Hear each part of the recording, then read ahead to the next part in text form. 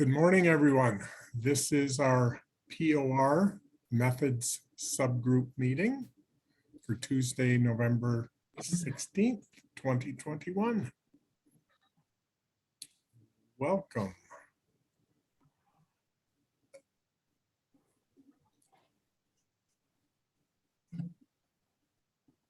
So I want to make sure everybody's in here. Okay. Anything you had to start out, Olivia? Nope, thanks. Okay. Angie. No, I don't have anything on this one. Okay, and Stacy, are you with us and had anything? I am with you and I don't have anything. I just want to say to the group I am in transit this morning. So I'm here, but if I don't respond right away, I'm just having difficulty connecting, but I'm here listening. Okay.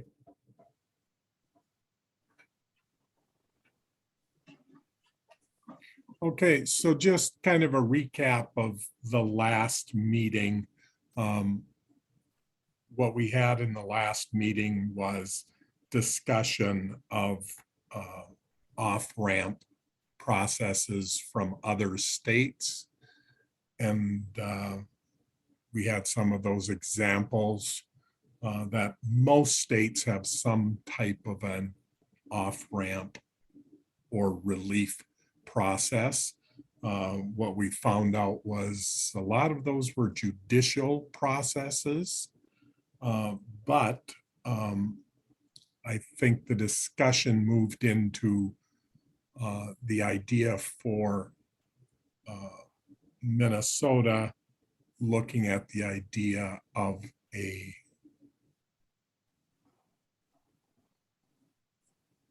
process with a panel or an administrative panel looking at that, and then discussion of what that might look like, what some of the requirements are for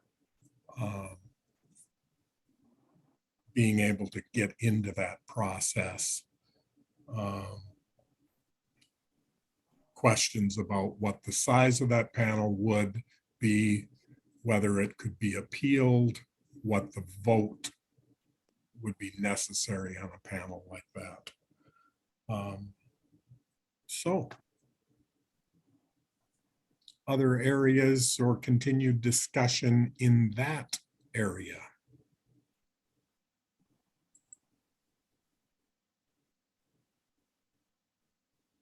I just maybe an update on where the subgroup is on that, because I know that the BCA, or really it was hard for anyone to kind of say whether thought it was a good, I mean, the general process is one thing, but you know, whether we had any concerns about our process until we know kind of what the proposal would be.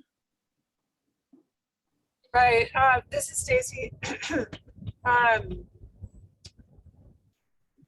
The sub was going to go back and put flesh on the bones of the working, the in-process proposal.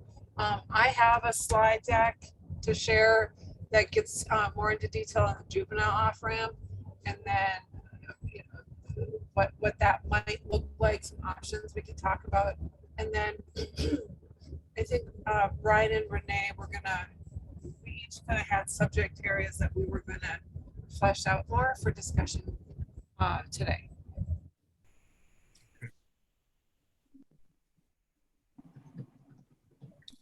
Okay, who was going to be starting out with this? Was that you, Stacy?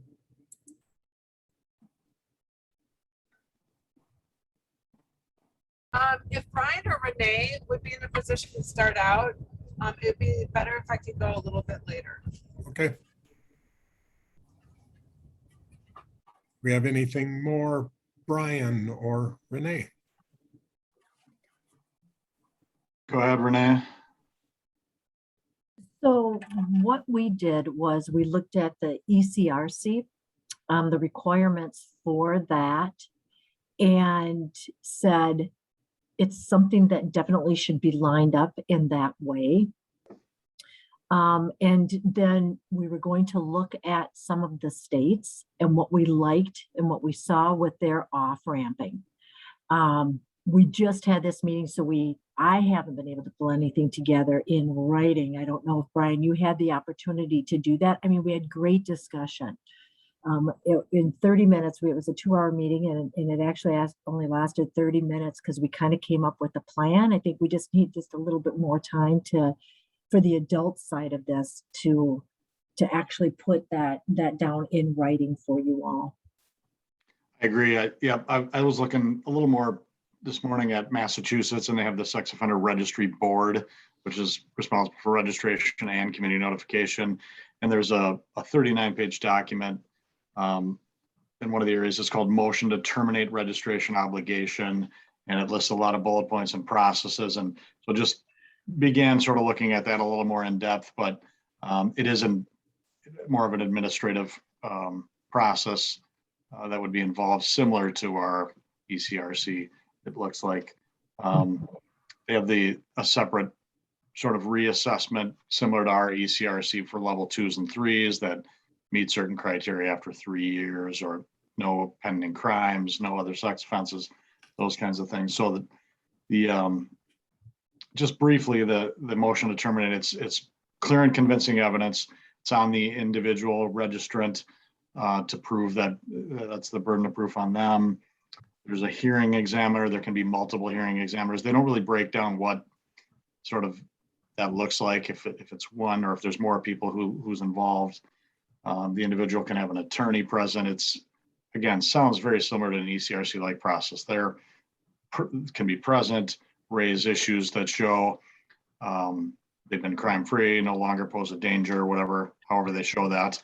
And some of those things. So I can put a little more in writing or flesh it out even further as we need. But a lot of the stuff I was looking at early was the petition, the court stuff. I know we wanted to stay away from the judicial review, it sounded like. So Massachusetts is one we can check into a little bit more. And then we just, in terms of criteria, like time frames, I was looking back at the desistance literature that I was presented on earlier, just talking about, sort of what the threshold for desistance is. And the article talks about after so many years, depending on the person's sort of initial risk based on the static 99 score, how many years it would take to reach that desistance threshold, which is kind of 1 to 2% likelihood of reoffense, which is the same as an individual with a criminal history that has never been convicted of a sex offense. So that they're sort of saying that threshold for desistance would be good. The article talks about after 10 to 15 years, the majority of individuals who've committed sex offenses have reached that desistance threshold. Some of the higher risk guys take a little bit longer than 15, but really nobody, if there was one person that reoffended out of 364 that they tracked from year 20 to 25 that had reoffended. So really anybody beyond 20 years, but kind of 10 to 15, the larger group of would fit into, if they've gone completely crime-free, into that desistance threshold. So just in terms of timeframes, that might be a starting point. I know some people, the juvenile stuff we talked about less than that. And Stacy can talk a little bit more about this, but just briefly looking at her PowerPoint this morning, it mentioned, once probation had stopped for that particular juvenile at age, whatever that might be, completed treatment, some of those things, but Stacy will get into that a little bit more later. So that's kind of where we're at. We just, the 5-member panel we thought was good. And just really fleshing out the criteria would be where we need to go next. Right, and we discussed further too, and I don't want to lose sight of this, the psychosexual that would need to be updated. And perhaps, and commonly I see this with therapists, that static is updated and provided within the content of that for some of that clear and convincing evidence to contribute to the other criteria for the off-ramping. What we run into, which comes to a financial matter, is those individuals that don't have the means to pay for that. which could be, anywhere up to $500.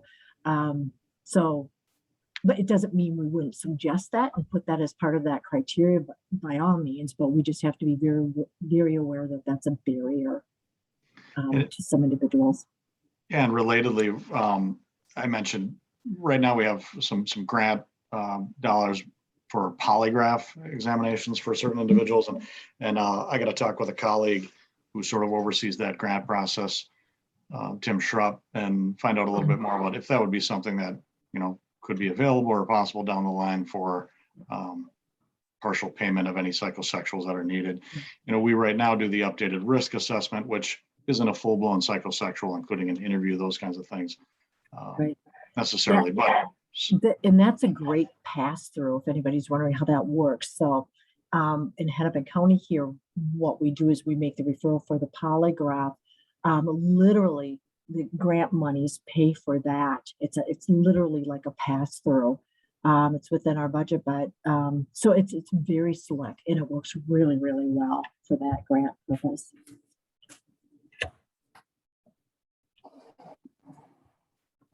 Okay, Angie. So speaking of money, I was just wondering, do you have an idea? I mean, is this anticipated that it would be a DOC administered process, or is there any thought as to where that would fall? The DOC administers ECRCs for DOC and for DHS.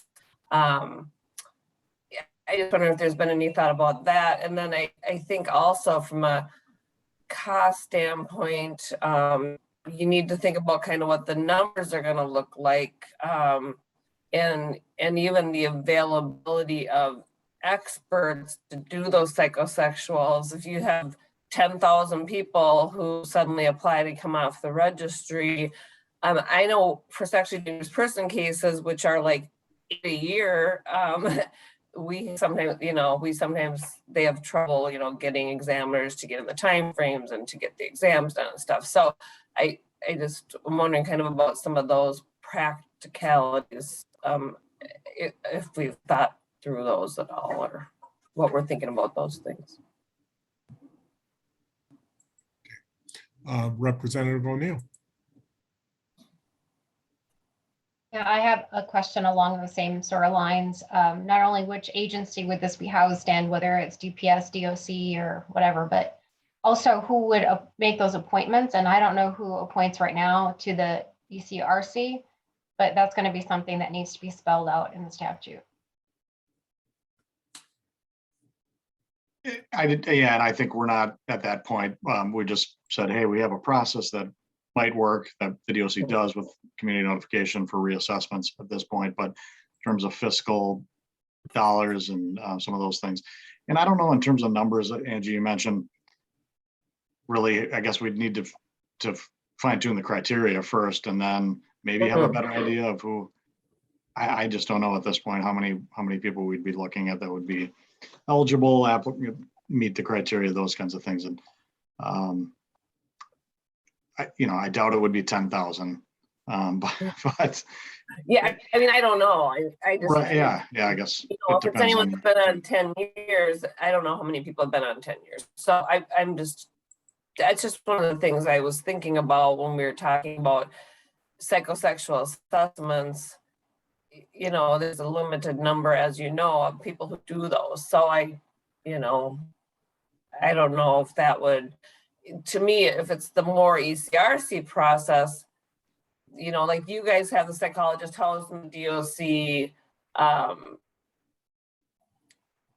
So, dealing with I don't know how many numbers you deal with in a year, but you kind of probably have an idea for that process, how long it takes. And a psychosexual, I think, takes more. So, and I don't know if a psychosexual is necessary or not. I mean, that's something, you're more of a risk expert,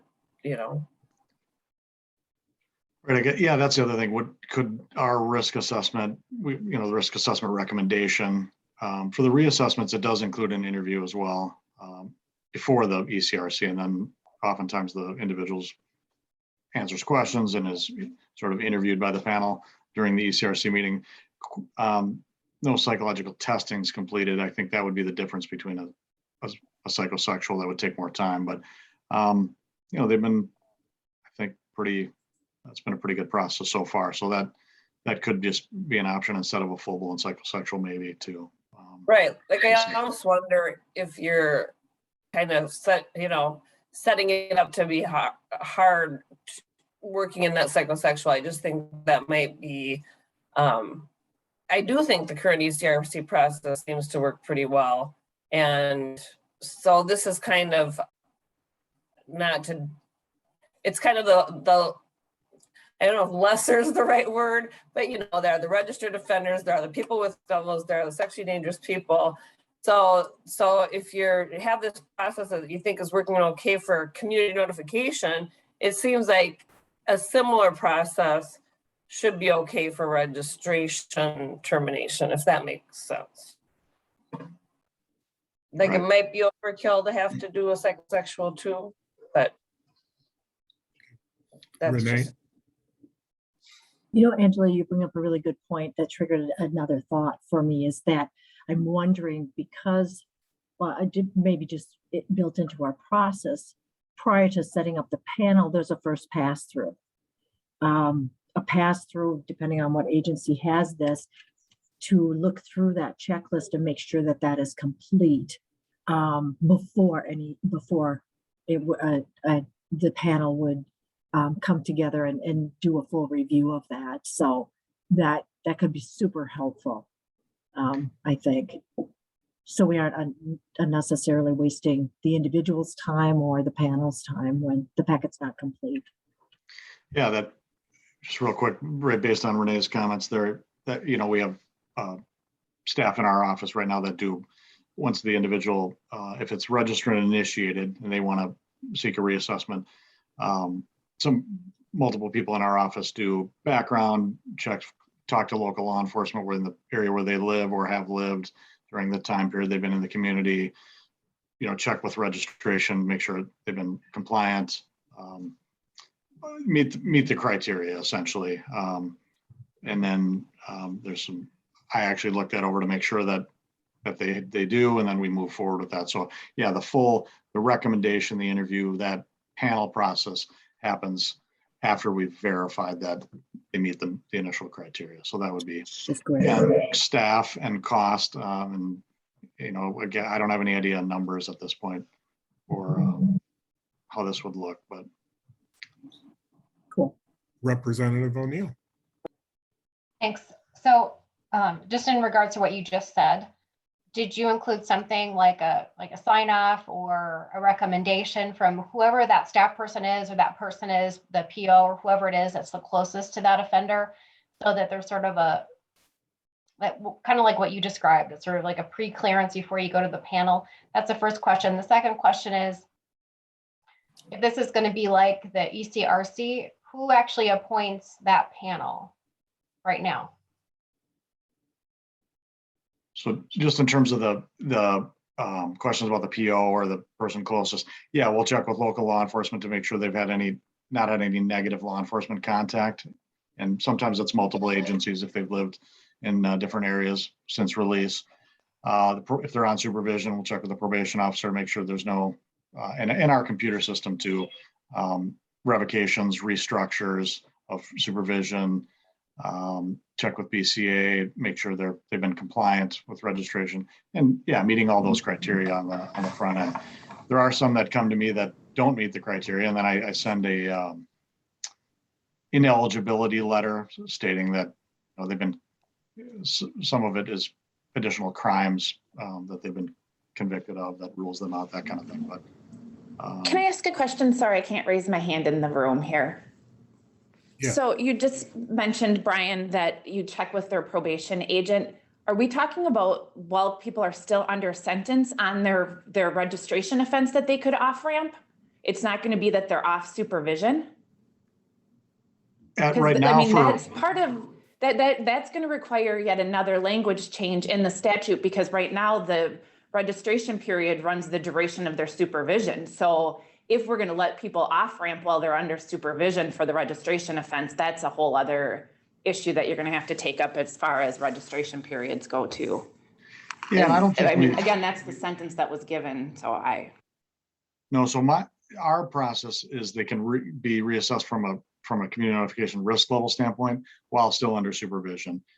It doesn't have to be for the registration offense. It could be for failure to register or whatever their most recent offense is. But we didn't, yeah, I don't think we looked at any, again, minimum criteria. Is there a time frame? Is it, 10 years? Is it supervision? Any of that kind of stuff at this point.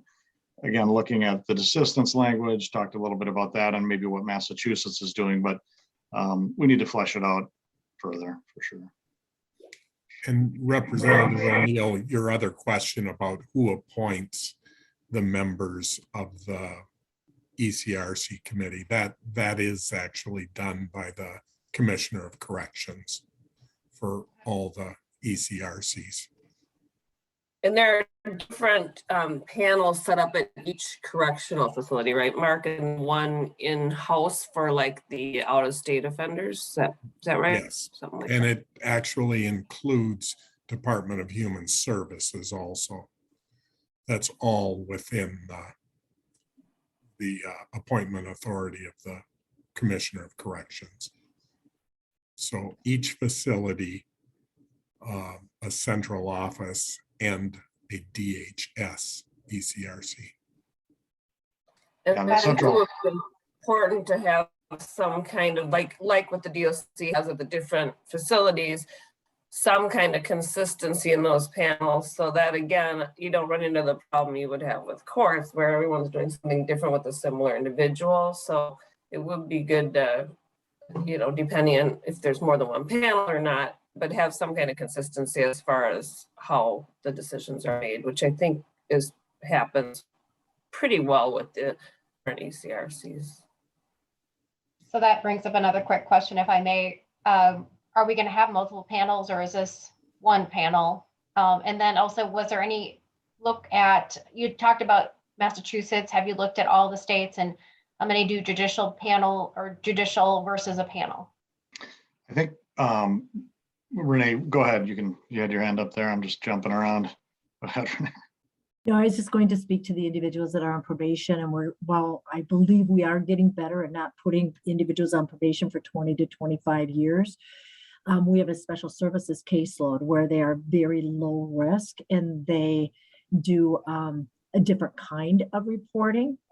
And with that, I do see a number of individuals that probably could be off-ramped from that because they're on for such a lengthy period of time. And that would make sense to me. So they've been on 10, 15 years and they have 20 to 25 years, whatever that might look like. I believe that they should be eligible for that off-ramp also. So just wanted to make that comment that's what I know from the probation piece of this. And the Representative O'Neill had the question again about judicial appeals rather than a panel. So Brian? That is one of the things that the law clerk is looking at is to get a full count of what all the other states are doing, which, like I said, we should have something hopefully. She was hoping for by the end of this week. So hopefully by our full meeting next week, we might have some numbers on that. That will be interesting because in my review of that, when I reported out last time, many of them were judicial reviews. So, but again, that was just a snapshot. Yeah. Brian, did you have something? No, I guess I was just gonna, what Angie just had mentioned already there, so.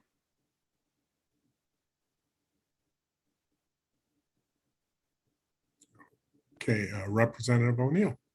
Thanks. I have another question since Sheriff Heck is here now. As far as law enforcement goes, what's the top criteria that the panel should assess in your view?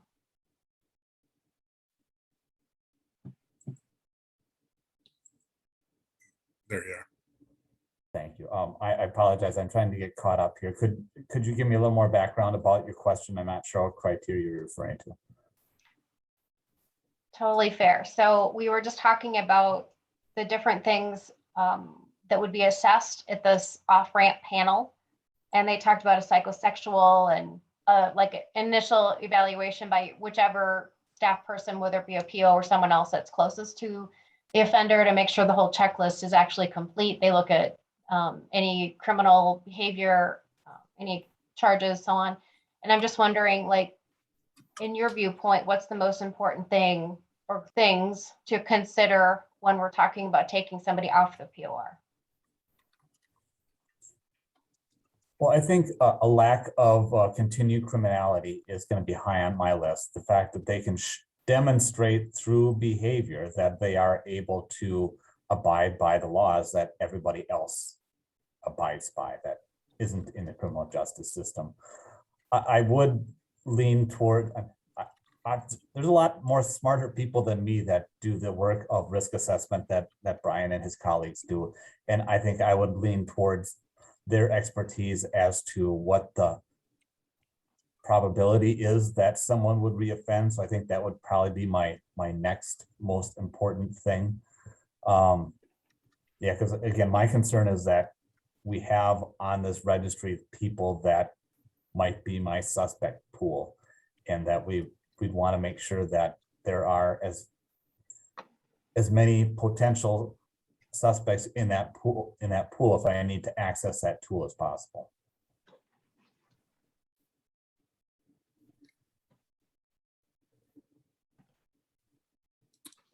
Brian.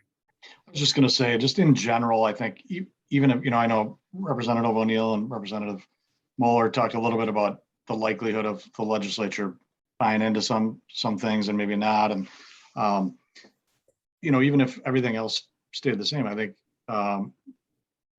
the off-ramp idea just is a clear need. People, especially with lifetime registration, you got somebody who at age 18, 20, 25 commits an offense, or as a juvenile, and gets lifetime registration, now has proven 10, 15, 20, however many years later, they meet criteria, there's no additional criminality. Like I mentioned, the statutory guy who now is a college graduate, married, stable employment, or even an incest intrafamilial offender against a biological child on probation, successfully completes that, and now it's 20 years later, there's been no criminality at all. Right now, they have, if they're lifetime registration, there's no way to, relief from that. So those are the types of people I'm talking about. Again, I don't know total numbers that we're talking, but just that ability to create a system that allows that, whether it's 5 people or 1,000 people or what, I don't know. I think that needs to be in place. I understand the hesitancy on the front end with people, and maybe they shouldn't have to register up front or certain crimes, and they haven't really proven anything, that there's just been a conviction or they've just committed the offense. Well, now we're talking about years later, at a minimum, probably. And people can review that and sit and have some discussion about that at the end. And I think that's just a no-brainer, really, in terms of having that this process in place on some level. Representative O'Neill. To that point, I would just say that it's incredibly important for the legislature to know if this is the committee's, the working group's #1 priority, to state that in the report, that this is the #1 and why. I mean, I've been to all the subgroup meetings, so I get it, but I'm not in the Senate, so I can't relay that to the Senate. The House is going to be much more amenable to making these changes. The Senate is definitely not. So anything you can put down in writing, not only as to what the top priority is, but the why, and how that actually deals with, if the off-ramp helps with trying to figure out which juveniles should or shouldn't be on the registry because they've given some time. Maybe you say, well, after 5 years, a juvenile can be considered for off-ramp, whatever the number is. So it's incredibly important to put that in the report. Yeah, and I think that's a perfect description of how the report needs to come out. It does have to rank those things that are determined by most, if not all, of the members of this working group as the highest priority. And then as it goes down, probably less consensus or even no consensus, I guess. But exactly the way you said that, Representative O'Neill, that's the key point about the report that needs to come out is highlight the highest priority. Representative Heck. Sheriff Heck.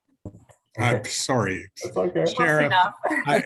Are you looking at a new career? But you I've been just called a lot. promoted him. Yeah. I've been called a lot worse, Mark.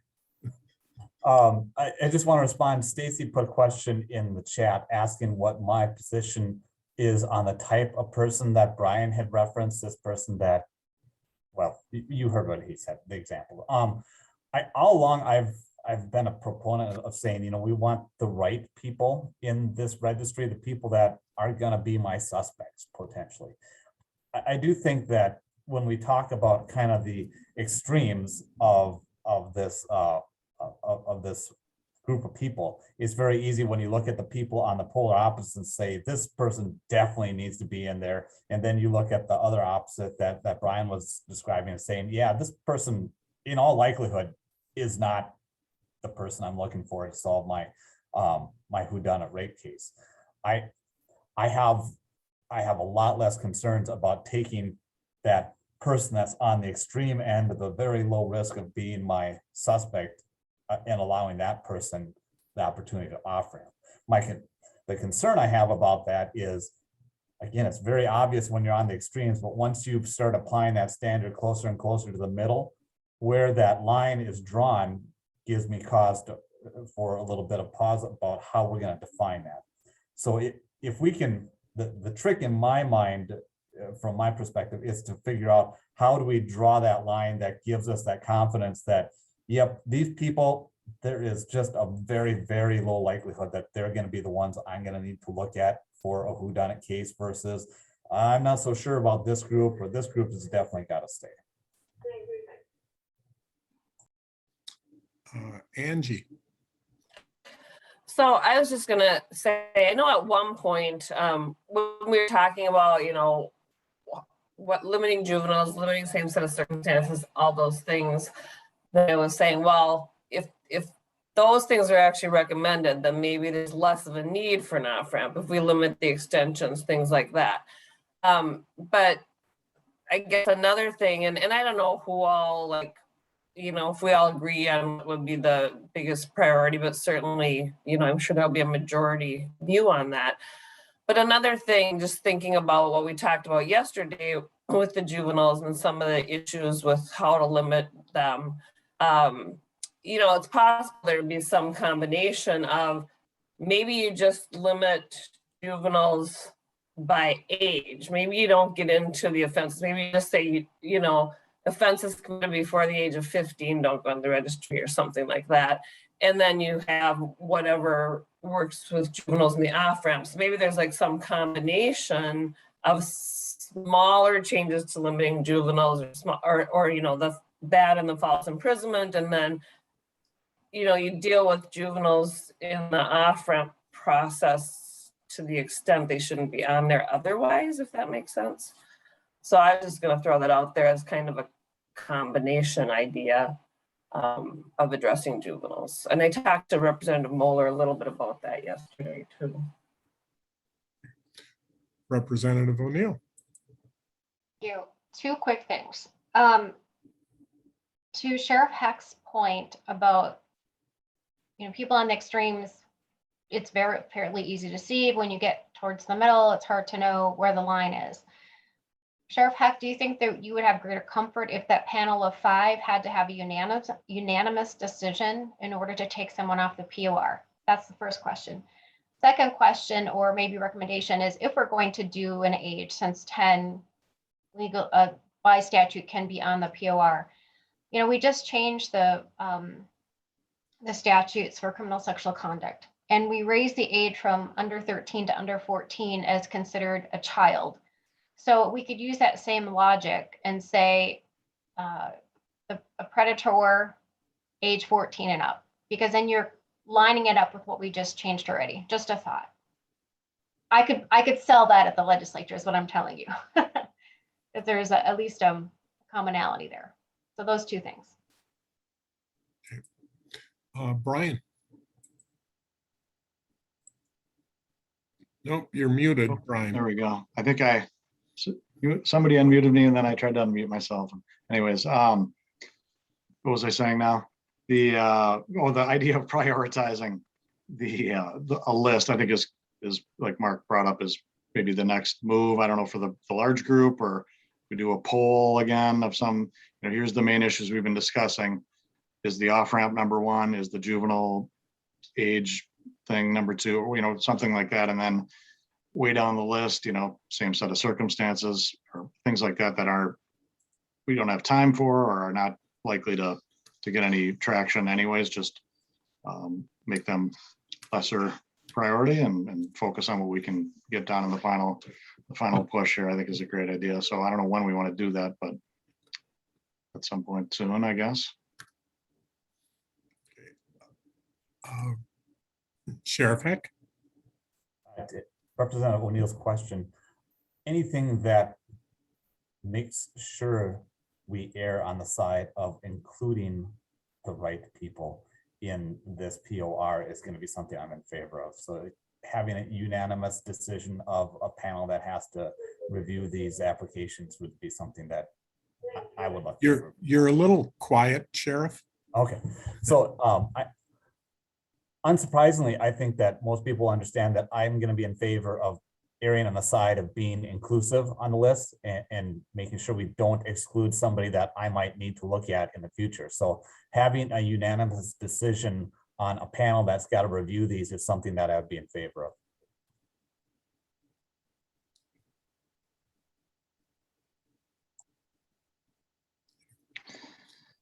Brian? Yeah, I was just going to add to that too. Being a part of ECRCs now for almost 18 years, I want to err on that side too, from a notification standpoint. We always do. I think everybody on the panel does. Everybody, of course, in general does. It's prediction of human behavior is tough, and it's not an exact science, as we all know. And there's sometimes you make the wrong decision, and so we can just use the best evidence-based practices that we have, and try to make the best decision, erring on the side of public safety that we possibly can. So definitely in that camp. Renee? I'm just gonna join up and say that I too would want it to be unanimous. And Representative O'Neill, I'm thinking that might be a better sell moving forward too, right? So just wanted to add that I also would definitely agree with what Brian just said. Representative O'Neill? Thank you. And so very recently at the legislature, we had conversations about the not expungement. Oh, now I can't think of what it's called. I think I wrote it down here. The pardons board, sorry. Where it's a panel of three, but it's the governor, the attorney general, and the chief justice, and they have to be unanimous. And so I know that that's a conversation that we've had multiple times, and there's been other panels that have been suggested. And yeah, especially when we're talking about sex offenders or predatory offenders, excuse me, I think that unanimous is going to be more appropriate for what we're talking about.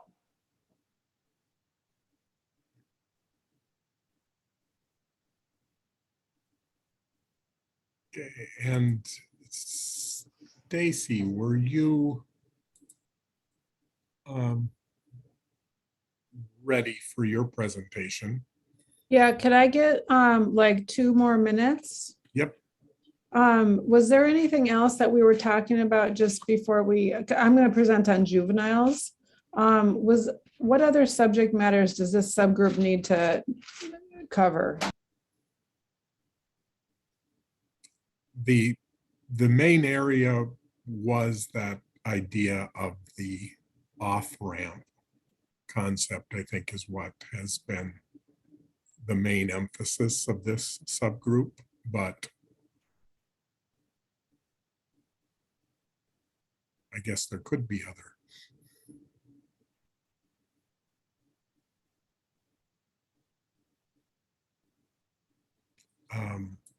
Renee? So I'm not part of the other subgroups, but I'm curious, the law clerk, do we know what information she's going to be gathering from the other states? So we're not double doing it? Like, we can definitely go through, the different states and see what their criteria, what we like, what we don't care for, that kind of thing. But is something going to be pulled together from the law clerk in respect to that? And if so, how soon?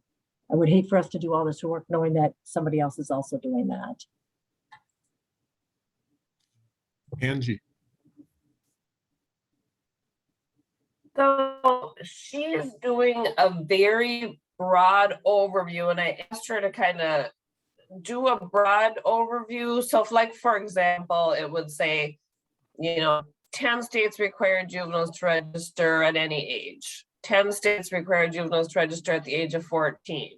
10 states don't require any juveniles to register. So a really broad overview, just so that we have an easy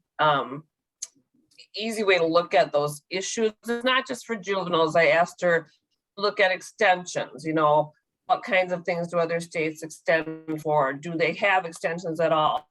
I asked her to do a broad look at the registration periods, which states have 10 years, which have 15, which have 25, which have life. And then so she was gonna put that kind of together in a broad table. And then I asked her to keep the kind of underlying, so like list the 10 states, maybe in like a separate, more detailed table if people want to kind of get into that. But she already has that juvenile information that Katrina had provided to me. That was a really good resource in all the states. So that was able to like get her to all the right statutes.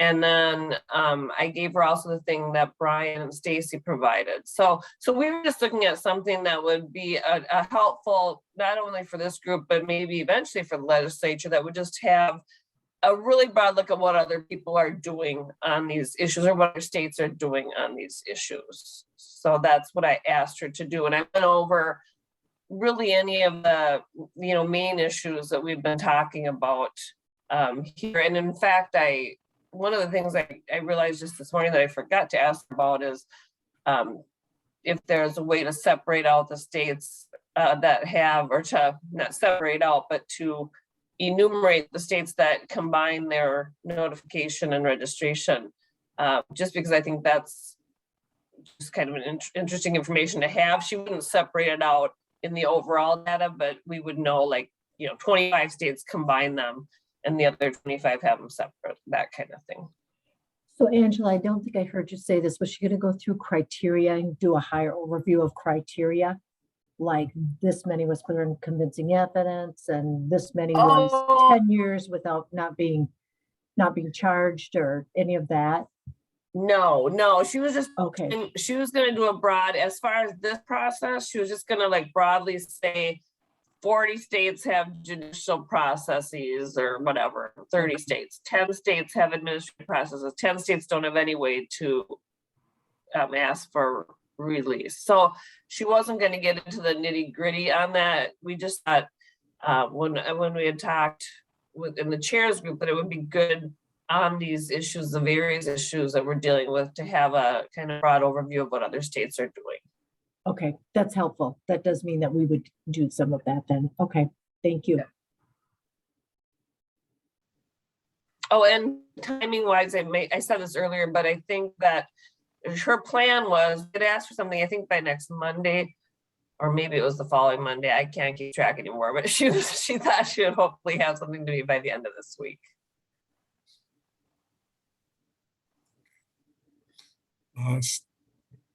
Stacy?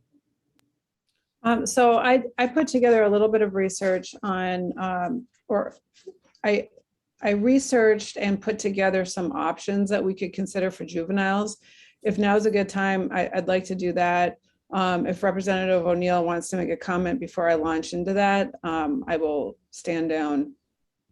Okay, Representative O'Neill. Well, it probably goes very hand in hand with what you're going to present. And I would just ask the group if your recommendation is going to be to change the age from 10 to something. And I had suggested at 14 because we just did CSC. So under 14 in the CSC statutes is considered a child.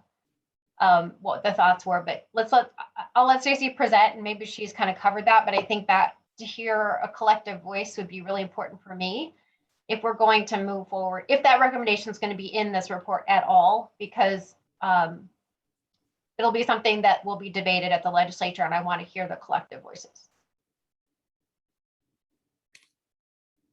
Okay, Stacy.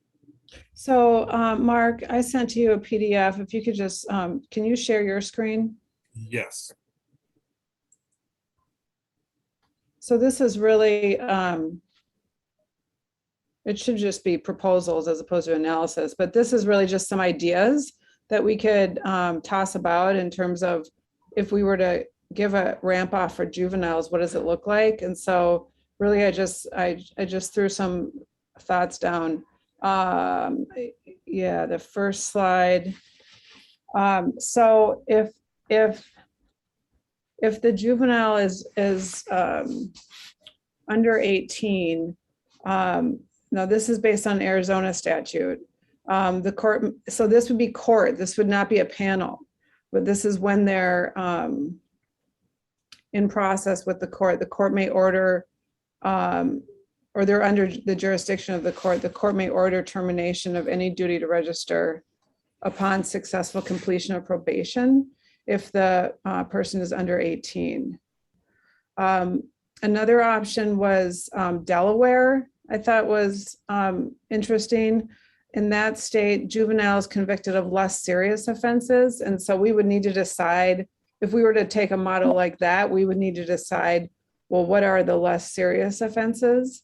And they can petition for relief 2 years after adjudication or completion of treatment. Actually, I'll have to see if that's or and.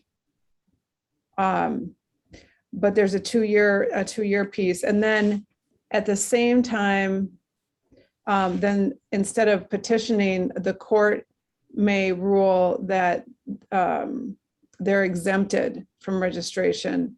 Well,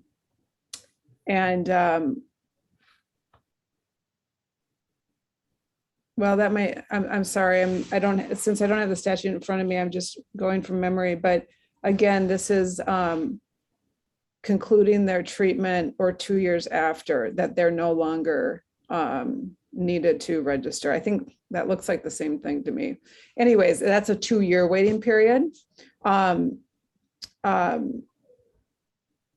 So we can go to the next one.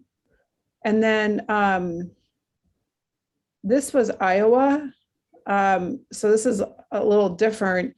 There, the juvenile court could just look at the case and say, no, I'm not going to have, I'm deciding, the court's deciding that we're not going to have you register because based on the facts or the circumstances, the court decides when they're going through the adjudication for that individual that there's that registration is not appropriate. Alternatively, prior to discharge, the juvenile can petition, move for modification. I don't know what in our state, I don't know what it would be, but it would be a suspension of registration requirements upon a showing of good cause. So those are 3 options that we could consider for under 18. And then we can go to the next one. So, Patty has talked about this brain development piece, that the brain development, more or less is complete around, age 25. And so Arizona had a separate provision of under 22 years of age. I just put in brackets 25. We might want to, bump it up if that's an important cutoff. Again, they use the word probationer, but the court would conduct a probation hearing at least once a year, who is under 22 and who was convicted of the offense, and the probation officer prepares a report. People are notified. about the request. You can flip down to the next slide. And at the hearing, the court considers, they're considering whether to modify, probation, but then there's also this piece of whether to modify or suspend or terminate the probationer's registration. And then the hearing, they had this mechanism for a pre-hearing before the probation hearing. With the pre-hearing would involve the notified persons, so that they could come in and discuss with the court, their thoughts on whether termination of registration requirement was appropriate. So sort of like a panel, except you're having folks come in and say, yes, no, whatever. And that would be before the actual hearing. So that's another option for for people who were, maybe placed on the registry as a juvenile, but they're, still in that young person group. And then we can go down to the next one really quick. Okay, so this is another model to consider. This is based on Illinois. This was just a straight, you can petition for relief after 5 years if you have a felony, if your adjudication is for a felony, or you can petition for after 2 years if it's a misdemeanor. And there was no relief in Illinois for juveniles prosecuted as adults. And we can go to the next one. So this would be for a juvenile young person that their circumstances ended up requiring a lifetime. So it'd probably be a situation, there was two adjudications or two separate offenses. And I said juvenile young person, because again, we're under age 25. And then we can go down to the next slide. And these are just thoughts. And I'm not I don't know much about juvenile law, and I would, turn to Angie and others who have more experience, but I just put in the age, the statutory offenses. Not that they're any less serious, but this would be those situations where it was, to use the word consensual, which I know that consent can't be given as a young person, but this would be a statutory rape provisions, in which if there was two and the registrant was required for a lifetime, that they could petition. So these are just some thoughts I put together this morning based on my review of states who are providing off-ramps for juveniles. And I think maybe just to transition, if we could talk about, our generally, if we're not going to do a kind of a sweeping juveniles are off the registry, then, which I still favor coming up with something like that. But if we can't get there as a group, maybe the off-ramp is a negotiation place, or a place that we can, come up with solutions that enable, tracking, but also enable, a reward for showing rehabilitation. Angie. So Stacy, so the statutes from the other states that you just shared, is the thought not that we would do that as a court process, but those are some parameters that we could consider as part of our off-ramp administrative process for juveniles, that we could consider for juveniles as part of the administrative off-ramp process? Yeah, so I don't know the answer to that question, Angie. It's a good one. So maybe for the 18 and unders, kind of like the Iowa model, maybe it's, it's a court decision. like the court can just say, no, in this circumstance, I'm not going to have this person register. Maybe it's over 18, they need to go through the administrative procedure. I don't know. It's something that we need to figure out. But The I could, statute right now specifically provides the court may not modify the duty to register. And I think the reason they did that was to deal with the whole issue in the past about kind of plea bargaining away that obligation or whatever. So I think, and then I guess, again, I just get nervous about the equity of the courts doing it. But I don't mean, Karen, I'm not trying to be like judgmental about courts, but as you know, different people, different representation, different courts do different things in the same situation. So I just really like, if there's gonna be a process recommended, I really like the idea of being consistent and having it be a consistent decision makers and a consistent set of criteria, you know, applied by consistent decision makers, if that makes sense. so Angie, are you saying that you wouldn't favor a court for juvenile, a court decision for like 18 and under, like an Iowa situation, and then an administrative for 18 and over, that you would prefer, you think that for the reasons that you said, for equity and access and all that, that everything goes through the panel? That's what I think would make more sense, but you know, I'm just spitballing here based on what you just presented. You know, and I don't, I used to practice in juvenile court a lot. I don't practice in juvenile court now.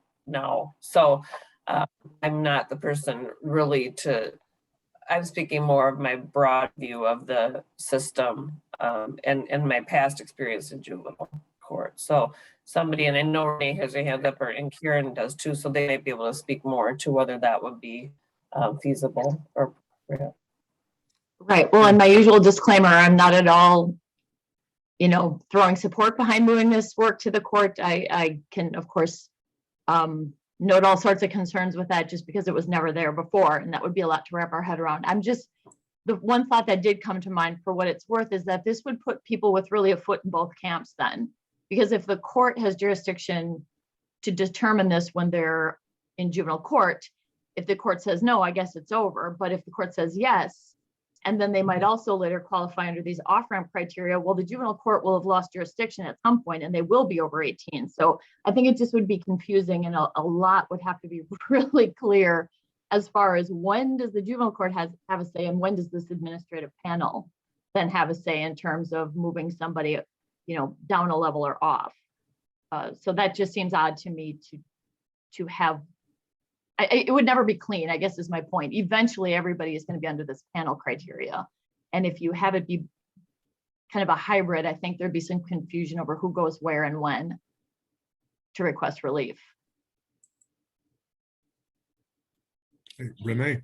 Yeah, I definitely would agree. Having many years in lots of different courts in front of different judges with different defense attorneys and county attorneys, it depends on how strong somebody is advocating for their client, to the county attorney objecting to that, and then the probation officer coming in, and if the probation officer was super experienced and the convincing to the judge of what the recommendations would be per se. So and just some real inconsistencies based on, and some of it has to do with how the length of time the judge had been on the bench and the judge's knowledge about clients convicted of a sex offense and the dynamics of that. So just lots of inconsistencies there. And even if you designate a judge, because we have 5 judges here, I'll just say in Hennepin County, even then, I think it just lends to some disparities. So I too would have concern about that.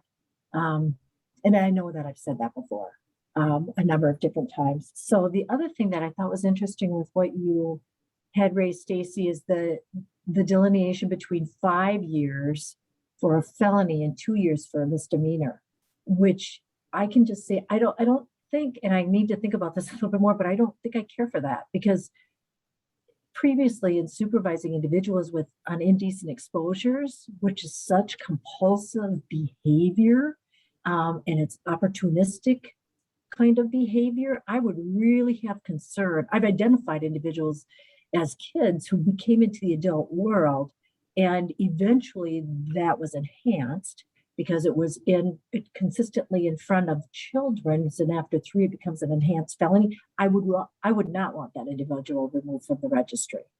I would think that Sheriff Heckle would be looking to that individual, and I've assisted with identifying those individuals previously. So I don't think as I'm talking this through now, I don't think I like that between the felony and the misdemeanors. I think it's based on the individual, the success of the individual, the assessments of the individual, and all of the packet that comes forward that determines whether an individual should be off-boarded or not. And Renee, just to sort of put that in perspective, I think Brian's familiar with this, and some of our law enforcement folks is that we do have people who have a long history of misdemeanor exposures. And if they are subject to registration, they almost invariably stay as a level 3, as a high risk, because of exactly what you're saying. If they are like that, so they would not end up qualifying because of that long Right. behavior. Very true. So Very true. Yeah. I just thought that was interesting. Felony, misdemeanor, where I look at the individual and the accomplishments or lack thereof of the individual. Sheriff Heck? Just like to echo what Renee had said. My concern with an off-ramp or not including juveniles is how do we figure out which of these juveniles are the ones that are going to be amenable to treatment and not have this issue come up again, and which are going to grow into the offenders that I'm going to want to have included in there. That's my largest concern, is how do we delineate that? And if you have just, well, the folks that committed this crime are on the list and the folks that committed that crime, we're not going to put on the list, that kind of road analysis, I don't think captures that. And I'm also not entirely clear about the last slide that was in the presentation that talked about statutory rape cases. Well, yes, there are a lot of those cases that somebody is 48 months too, and it's a few months too old, and it was maybe an immature, 18-year-old. Those cases are different than the person that is perpetrating on young people intentionally that are way too young for them. But the statute that they get charged on is often the same. So again, I think it goes back to this idea of, I would urge caution to say that somebody charged under this statute would be eligible for this without taking into consideration kind of the factors around what happened there. Angie. I just wanted to mention one other thing of my concern on the court too, is that, again, this is a civil regulatory statutory obligation and it's not part of disposition. And I think that if you start putting it in there, then that's kind of a problem with that. So that's just another kind of practical thing, that it's not part of a sentence, it's a statutory requirement. Katrina. Good morning, everyone. Morning. My question was around, are we thinking for the kids in the off-ramp that it would be similar, if we're gonna go with the administrative route, is it gonna be similar to kind of what you outlined in regards to the adults, that there would be specificity around who's on that panel and the expertise on that panel? I'm looking at you, Renee, because I think, well, or Brian, because I think you both have your cameras on and you're both working on it, so. Yeah, absolutely. Yep. I believe we had mentioned this before. So, and we did kind of line it up according to what the ECRC panel is. We've talked about possibly a supervisor that has experience in supervising probation officers that supervise clients convicted of a sex offense. We talked about a psychologist. Brian Phil may help me out here. Well, who else did we talk about to be on the panel? Someone from law enforcement. Victim services representative. You know, similar to the ECRC is kind of Yeah. how we outlined it Very at similar. this point. Okay, that was my memory as well. The only thing I'd add is somebody, you know, making sure those folks have juvenile expertise, I think is important. So that'd be one thing. I think there's pros and cons to each. I'd like to hear from the lawyers in the room, kind of the thought process around due process and how that's different through the administrative versus the court process. And if you view any difference in that, just kind of want to have a discussion regarding that, or how the potential, if we're thinking about if there's any appeal and how that would have potentially affect this. I know in another subgroup meeting, we talked about kind of how that process works. And so just want to kind of flesh some of that information out so that I can make an informed decision on kind of where I think is best for my personal opinion. Angie. So top of my head, and again, not an expert in due process, although I do argue about it a lot. I think any kind of formal process, the point is providing a process. So I think administrative or judicial either would be okay from a due process standpoint. We talked about, I think it was last week, would there be an appeals process? Because BCRCs there are. And I think Karen pointed out that if there's not a specific appeals process in the statute, then the method is to go by writ of cert, I think it's called, petition for writ through the court, directly to the Court of Appeals. So if there's not a process recommended in, like if we recommend an administrative review process without a way to appeal that to perhaps an ALJ or something, potentially somebody who is denied getting off the registry, or I guess the state, if somebody got off and they didn't like it, could petition for that directly to the Court of Appeals, is my understanding. So just to clarify that, I did just a little bit of research based on the fact that I said it out loud and then thought, I'm not sure I'm right. So Okay. I think I was partially right. What I was remembering is that if there is no method of appeal, I think for local units of government, the default is by writ of cert, the Court of Appeals. Some of the case law I read just said that if it's a statewide agency, though, which I think, you know, this would be a statewide administrative panel, that then it's governed by Chapter 14. So I think it does then go through the administrative law judge process and then appeal. So either way, I agree with your statements though before. Due process is just notice and an opportunity to be heard and a specific process provided. So I think that's addressed regardless of how you set it up. And I do think as a statewide panel, I believe it would be under Chapter 14 rather than straight by writ of cert, if that makes sense. Yeah, and for ECRCs, even though the statute specifically talks about, I think in subdivision 6, it specifically talks about that appeal process to OAH, we still, when we go through the process, go through the Chapter 14 petition for writ of cert under that. So it would be something then that could potentially end up at OAH, it sounds like. Right. And either way, it's just, I think sometimes better if the legislation just says which method was intended so that there isn't this lack of clarity. Representative O'Neill. Well, I appreciate you say that. Okay, so my other question is, when we talked about through this panel that there'd be no new crimes, and my question is, no new crimes charged, no new crime convictions. And the reason that it's important is because in this realm of criminality, it's in the shadows, it's hidden, people don't report. When they do report, it, you know, as you look through many reports that we've had in the media, things are not fully investigated. If they are, and sent to a county attorney, less than half of those are actually used for prosecution. So by the time you whittle it down and actually get conviction, you're talking about maybe 5 to 7% of reported rapes are actually convicted. And that it's even worse with children because obviously a 2-year-old or a 3-year-old or a 4-year-old doesn't always make a great witness on the stand. So that's my question in reviewing this. Are these convictions, charges reports from victims? Like at what level are we looking at? And I guess I would just have to say, we still need to figure that out. I know from an ECRC standpoint, we take into consideration anything, allegations, self-reported information, charges that were dismissed, findings of not guilty, all that can come into play.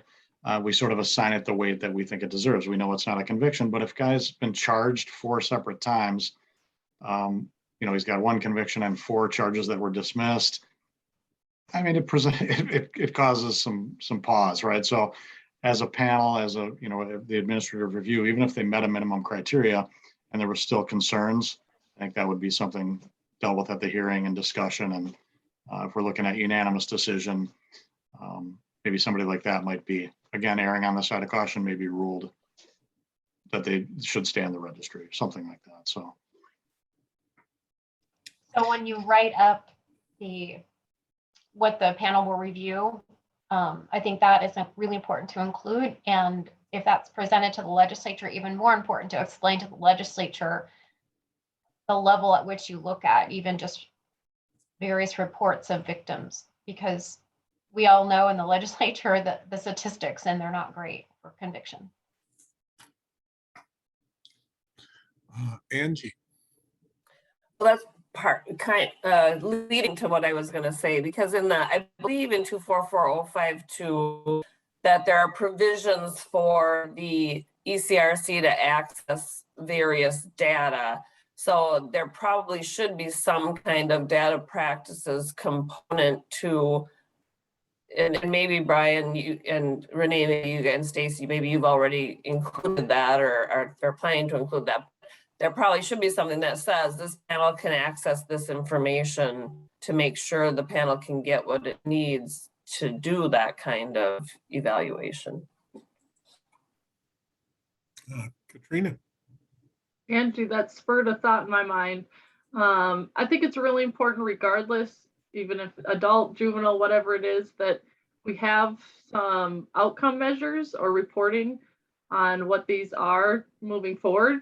I think one of the things in this work group that I've really realized is that the outcome measures around the POR are really hard to obtain because of how the system is. And so I think we should be intentional in making sure we're delineating some of those outcome measures so that as a state, we can see how this process is working, is it equitable, and what are the outcomes we're seeing from this.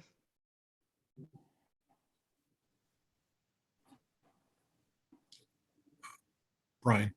just another thing, I was looking at Massachusetts again, and another thing we need to decide is if somebody came before the board and was not allowed off the registry, what kind of reapplication time frame or criteria would be needed. At Massachusetts use a 3-year, if they can reapply for termination from the registry following the same procedures 3 years after the date the board denied the motion or after the final disposition, whichever is later. So we And that's for ECRC, it's gonna say the same thing. Yeah, 2 years. If a person goes through a reassessment process and is maintained at that same level and not reduced, they can reapply 2 years subsequent to that and have to meet the same criteria.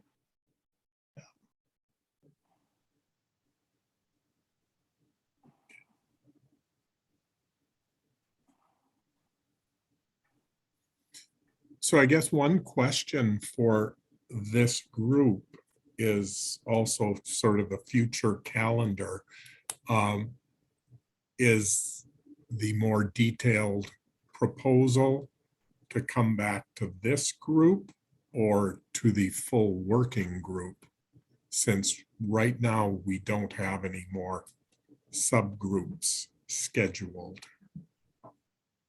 Well, I think Troy and Stacy and I should talk about that on Monday, and Yep. because maybe potentially we have one more of each group or one more of some groups, depending on what we can figure out calendar wise. Because it seems like it would be nice to have more definite language for this group before it went to the main group. Based on Stacy's comment, she had to sign off, but it sounds like she's planning on Renee and I and her getting together again in the subgroup. So we can do that. maybe flesh things out a little bit more, bring it back to this group and then go full group, something like that. Renee? Yeah, I was just going to say that I know we're under a pretty strict timeline. Do we have, it's helpful for me if I have a date in which we have to have the first draft anyway prepared in writing to whichever group it might go forward to. So Mark, do you have any ideas of a timeline that would be? Well, if we had Something- another group, it'd probably be the week after next, because we're dealing with Thanksgiving next week. So we have the chairs group and the main group. So I would guess if we had another subgroup, it would be the following week. Wouldn't you think, Mark and Olivia? Yeah, and, you know, we had that tentative calendar that the chairs will look at, but it really almost demands a draft report by December 15th. It can be delayed, but we also You're have talking that. about the full report, right? Yeah, the full report is due January 15th, but in order for the working group to review a report,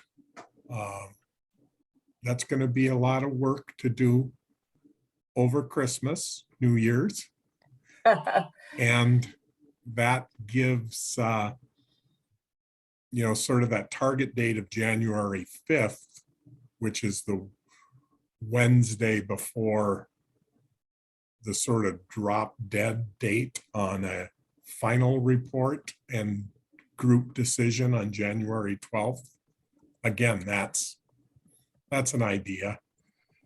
But for Renee and Brian and Stacy's, for this thing, I think you would aim for the 29th or that week anyway. We wouldn't necessarily have, if we do have another meeting, it wouldn't have to be necessarily on Monday again or Tuesday again. But I think that's what we would want to aim for timing wise. Great, thank you, Angie. Representative O'Neill. So, I realize that there's a deadline and everything, but if by that deadline, the working group isn't really come to a consensus or come to a good decision, you can always ask the legislature to extend time, just to, Yep. possible. And the other thing is to Katrina's point about the data, and something we've said repeatedly, that the database that exists right now for law enforcement isn't the best database to extract out data for us to make decisions. So another recommendation to the legislature might be to change the database to actually be more amenable to get out data that we need. The last thing I was going to say is just hearing from this group, if we change it about their recommendation from changing the age from 10 up to say 14, so it's in line with CSC changes that we just made. Are there any thoughts about that, or do you not want to change the age?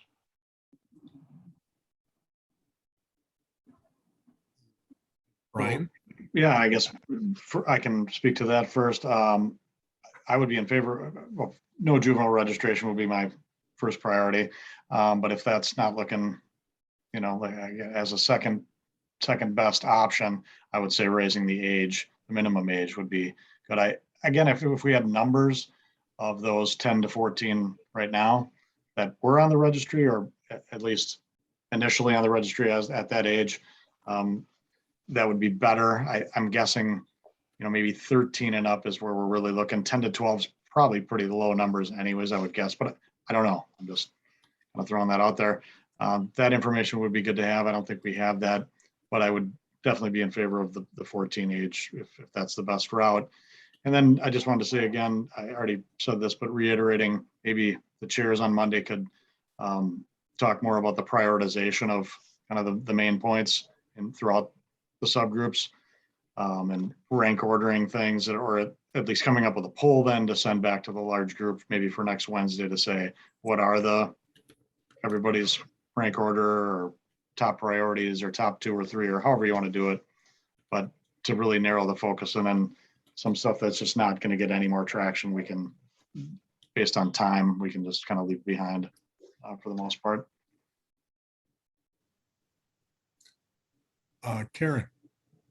So in terms of the age, I just talked to my data person this morning about trying to get these last kind of charts. I think that will help at least enlighten on some of these questions. And one of the things I asked her to do was to separate out, again, from the pool of all these juveniles charged with registrable offenses, not only separating by adjudicating of or same set of circumstances or stay of adjudication, all things you've asked about.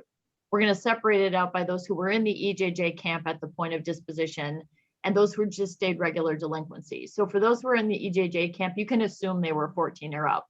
For those that were not, I'm anticipating the numbers might be somewhat low. If I'm wrong about that, I could have her further parse by age for that remaining pool of those that remained under, just delinquency jurisdiction at the time of disposition, if that would help.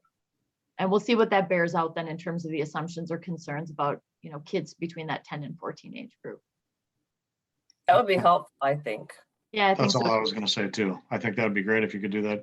Somebody could do that, Karen. Yeah, thanks. Could I ask Sheriff Heck to weigh in on the age 14? There you are, Sheriff. You can certainly ask. I don't know if I'll have a good answer for you or not. I think I too would share the sentiment that the number of juveniles we're talking about between ages 10 and 13 is likely going to be low.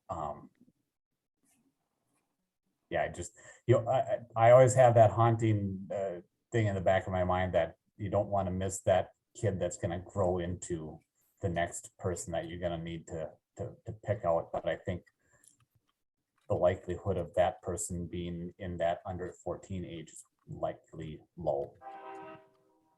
That's kind of exactly how I described it to our data person. I said, I think we're looking for that needle in the haystack over those 10 years. Let's see if they're really in there.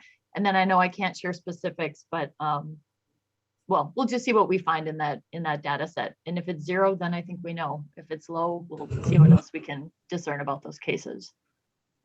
I can also add from the data, again, we can't share it yet until our data practices attorneys go through it, but I can tell you right now, we have nobody under the age of 14 currently registered. So if that's that peace of mind there, I just looked at the year of 2007 for a date of birth. I think I did my math right.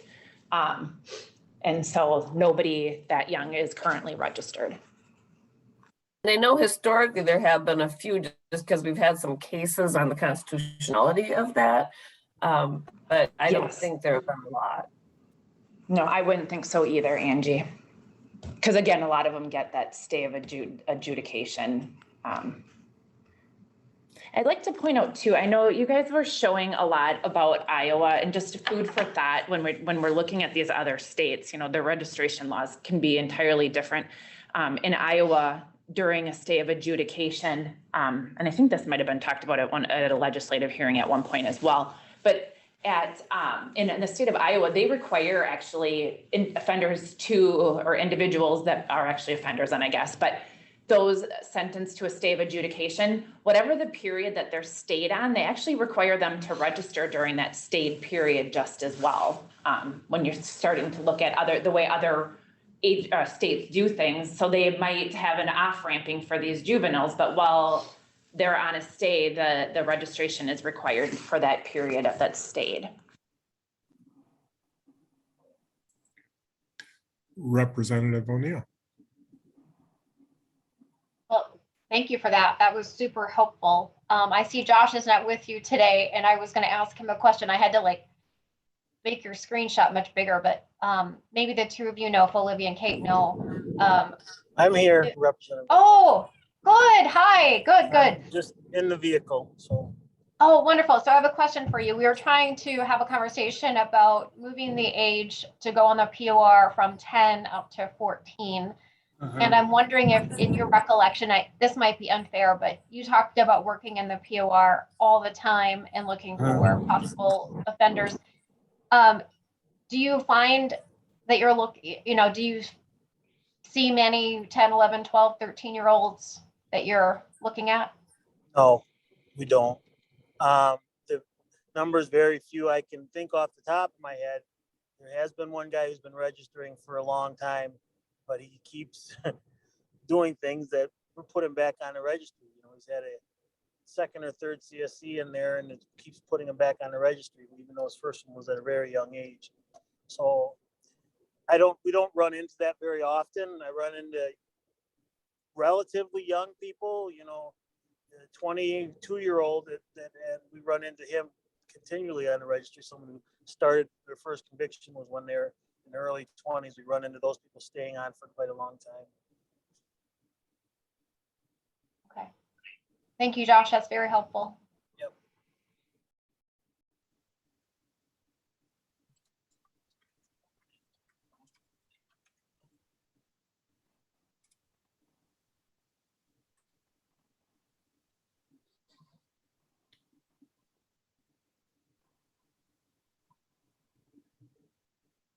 Okay. Anything else here?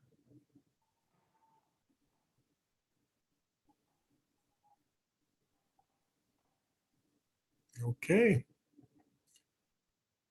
Since we're getting close here, I can open it up to visitors if there are any comments from our visitors here today. If you would like to speak, raise your hand to be recognized. Oh. Mary.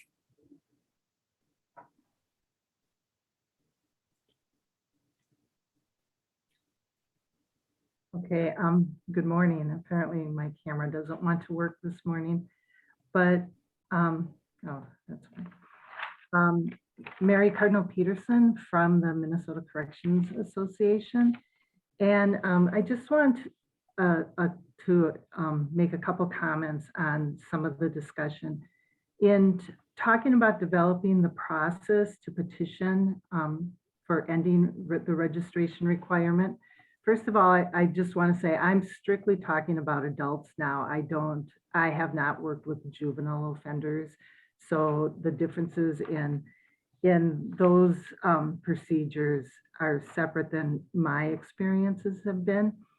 But I think it's important to remember there's a lot of discussion centering around people with the adults with long sentences, which there are quite a few of those. But there also is a number of people who do complete their probation or supervised release periods before their registration periods are over with. And they no longer would have a supervising agent. So as you're talking to help them with the petition process and to collect the information needed, it would be really important to make sure that in any future legislation that is written, that the process is clear to how to access that petition, those petitions for the people who do not have agents to help them with that. And also similarly, when talking about doing the updated risk assessments, which would be, you know, the discussion was about risk assessments or, you know, new psychosexual evaluations. One of the important documents that usually would be included would be the sex offender treatment discharge report. And with all the variety of community-based treatment programs there are that treat people with sex offenses, as well as the prison programs, the reality is discharge reports aren't always consistent in what they include, and sometimes can be more subjective than doing actuarial testing toward the end of that. So it may be helpful to include language somewhere that the sex offender treatment discharge reports do include risk assessment actuarials.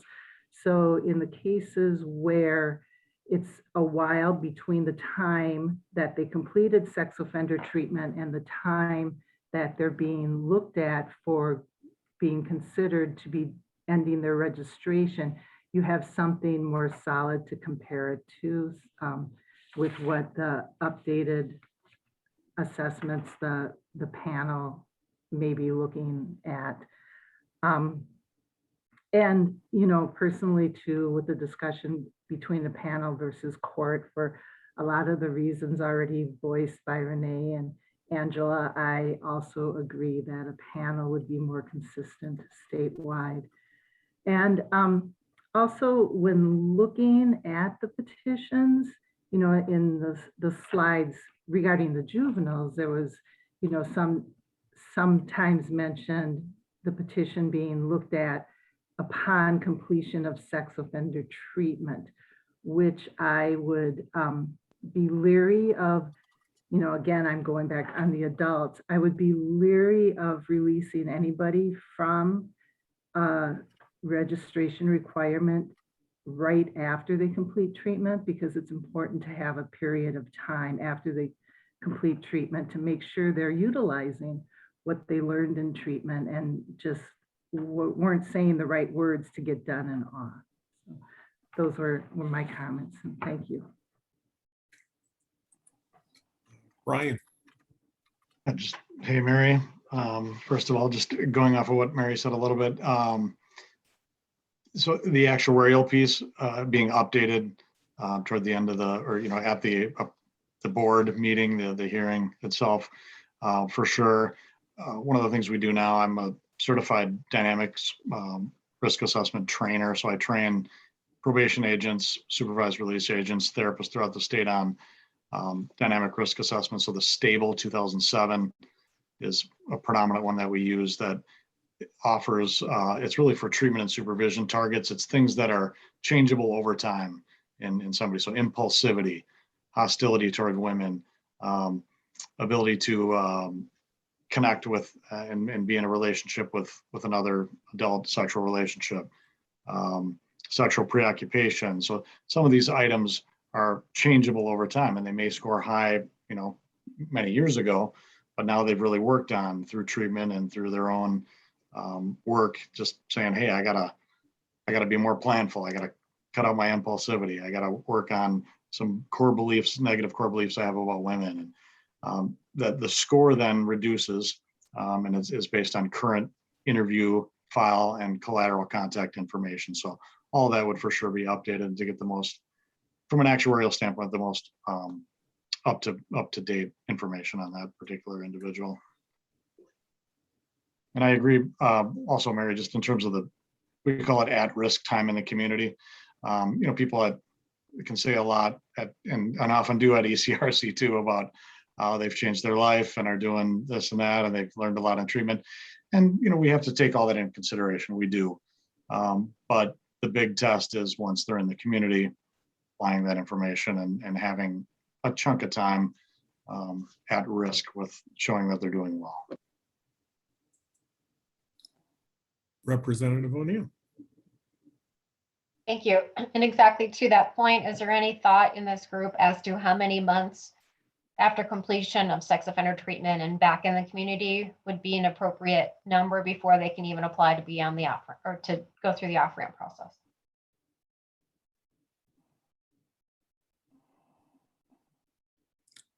And Renee. Yeah, I would suggest that typically when they complete treatment, they still have the length of period on probation. So that usually is telling of whether they're in compliance of what's called their maintenance plan or a safety plan. And probation officers are monitoring that. So that's a nice length of time, because treatment can be anywhere from 12 to 16 months. And if it's inpatient, that varies according to the individual. And so does the outpatient, quite frankly. But they have a significant period of supervision. I would suggest that, after successful completion of probation, we haven't talked about this, Brian, Stacy, and I, but I would even suggest years after that completion of probation that they remain registering to see how they do when they're not under supervision, right? And they comply with all of this because they know that should they violate in one way, shape, or form at any given time, they can be sent to prison depending on what the violation might be. So I would even suggest that a period of time after they've been discharged from probation, because we can pull all those records and we can find out, have they been law-abiding, contact law enforcement, make those contacts to verify some of that information too. So that would be my suggestion. Brian. I was just gonna say, I gotta think it through a little bit more, and I know there's varying degrees of timeframes, and again, it comes down to, for me, that, like Sheriff X said, and we've talked about many times, just the individual themselves. And I know from a process standpoint and sort of ease of, we need a certain statutory requirement, or we need a set number of years, but the risk just doesn't really work that way. It needs to be individualized. And so as much as we can, of course, there has to be basic criteria, but individualize it over and above that. So like we said, even if they meet minimum criteria to go before the board, does not necessarily mean they're going to rule in favor of that termination. There could be red flags and other things going on that the board members don't feel is necessary of taking them off the registry at that particular time. So Renee and Stacy and I can talk more about that, the time frame a little bit next week, though, for sure. Great. Just a quick follow-up too, if I could. Yeah. So thank you. What about the folks, if I remember our conversation before, not everybody's on probation that are on the POR, right? Right. Or, okay, so what about those folks that are that aren't under probation at all? Or you want to talk a little bit about that? Yeah, so, well, you actually kind of have three sets of individuals. So the ones that I talked about, now I'm thinking this through a little bit more also, Brian, is what we have as specialized services where they're low risk, but they just have that lengthy period of probation, 20-25 years. And again, we're getting better on that length of probation. So I think in our small group, we need to talk through, should they be eligible prior to discharge? So I think that's a talking point or a discussion point. So you have that. You have the individuals that do get successfully discharged from probation or probation expires. So you have that group of people. And then you have the parole individuals that are on parole. So say that they've met their end date of parole, then you have that group of people. So you actually have three in my brain. What I'm thinking now that we'd be looking at are those three sets of individuals. Now, I don't know if that answered your question, Representative O'Neill. And just to kind of following up that, I think if we're looking at people that are off probation, we would, if they meet the other criteria, that at-risk time in the community without supervision, and Renee mentioned this before, that even bodes, better for their likelihood of not reoffending, or they've shown they've been both in the community and off supervision now, left to their own devices, and if they're doing well, and that would be determined by checking with law enforcement contacts, maintaining registration, other pieces that we could check into. And I know you've mentioned this, Representative O'Neill. Of course, we'll never truly know. Somebody could be reoffending, just not be caught, that kind of thing. But based on information that we can get, there would be ways to check into that, and then say, hey, they've been off supervision for 5 years now. Clean record, by all appearances, doing well. That's going to really, be impressive to me in that type of a panel situation. So I would agree.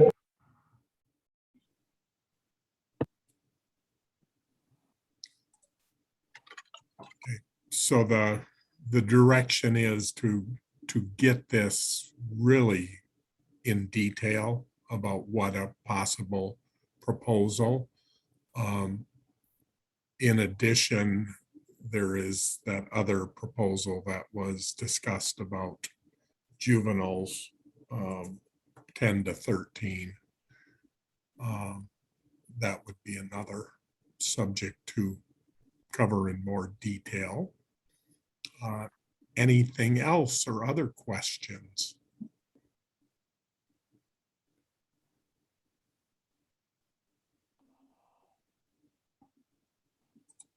Okay. Anything else, Olivia?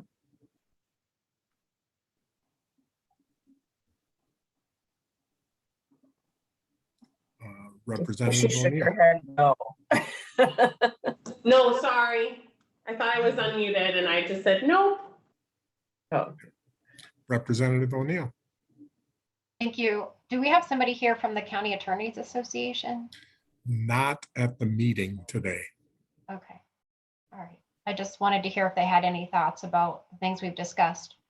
So that's why I kept going to Sheriff Heck, because it's obvious he's here for law enforcement. So it's really important. So I just wanted to hear from the county attorneys, but they're not here. So thanks. We'll make sure that Shane is, your question is noted to him.